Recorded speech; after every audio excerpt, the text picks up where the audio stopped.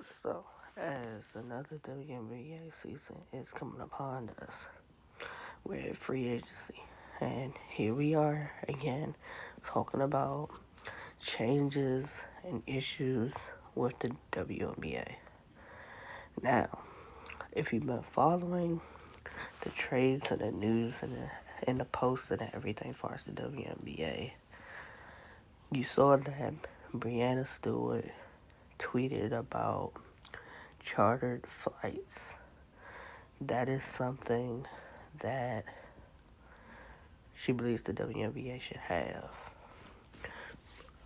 And that's going to be something upon getting her. And she's willing to help in making this possible. Now, here's the thing to that. It costs $30 million to make it that all the teams would be able to do charter flights for the whole season. $30 million. Now, wow, Brianna Steele's willing to help the cause. I saw a lot of her fellow WNBA players willing to help.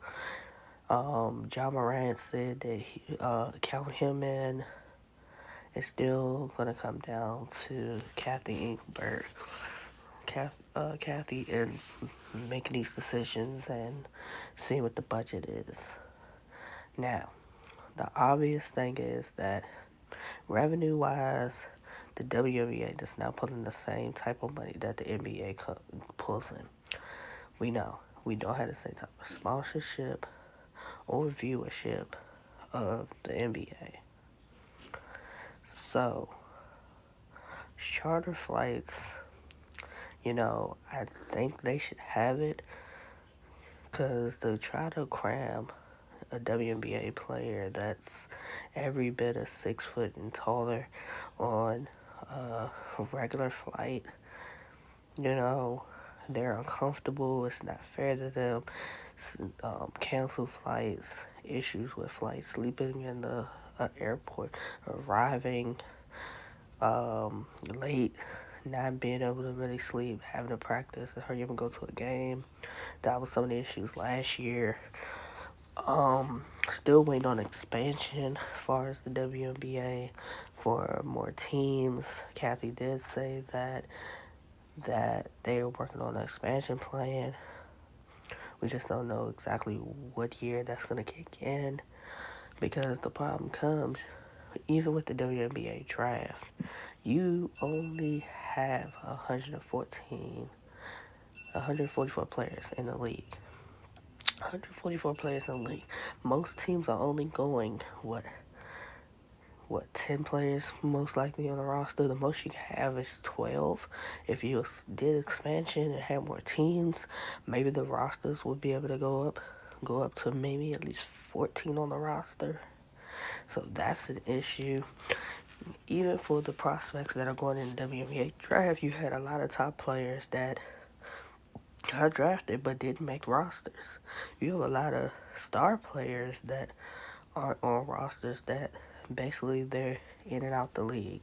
They're going overseas to make their money. WNBA did a little bit better with viewership.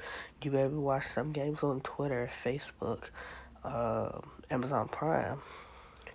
Now, if we could think of more networks and platforms to be able to watch WNBA games, I think you can get the viewership to go up.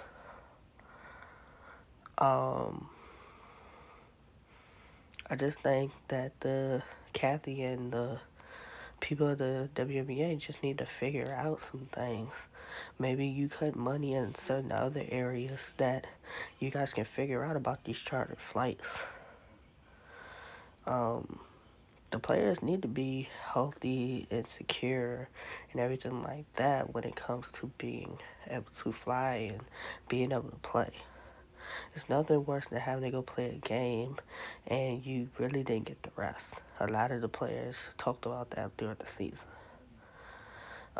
This also came up because of Brittany Griner's situation with Russia. For security concerns, they were talking about her flying in a private jet. Now, how would that work with her teammates as far as the Phoenix Mercury, saying that she does plan to play this season? Would they be able to fly with her? You know, and that would be an issue for other teams throughout the league. These are just things that the WNBA really needs to figure out as the league goes on and gets bigger.